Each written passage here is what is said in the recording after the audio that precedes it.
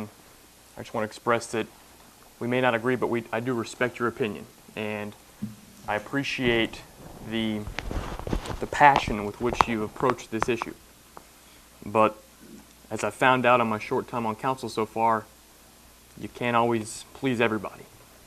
And I'm not in favor of repealing this ordinance. You know, as has been mentioned, the school district approached us to try to help them curb a problem of truancy. The number of unexcused student absences has dropped 9,000 from this time since last year. Now, is that all to be attributed to the ordinance? Of course not. But I think I would be a little bit foolish to believe that it didn't have at least some impact. And, you know, I'm still a student. I go to class, and I'm only a year and a half removed from high school. And I completely understand the importance of going to class and staying in school and getting your education. And if this ordinance has even a slight impact on any student who's thinking about skipping school and it keeps them in class, that's something I can't vote against. And I've talked to students. I've asked them, you know, how has this been received? They said, you know, our teachers have talked to us about it. I've talked to administrators who have said that the students know about it and are thinking twice about skipping class. You know, I've said this before, but I'll say it again to those who haven't been here before, to the homeschool community who has reservations about riding their bike or going to the park or the library or even being out in their front yard. Don't change what you're doing. Continue to do these things. I encourage you to do these things. The ordinance was never passed to take any rights away from anybody, and I don't believe it does. Continue to do these things.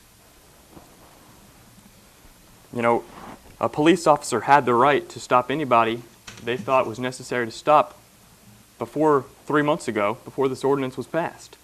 It doesn't change a thing. All it does, it gives a little bit of leverage to parents or administrators, students, parents, to get their friends, their kids, their students to stay in class. And if it's doing that, and I believe it is, again, that's something I can't vote against. I believe that our police department can differentiate between acts of truancy and those that are not.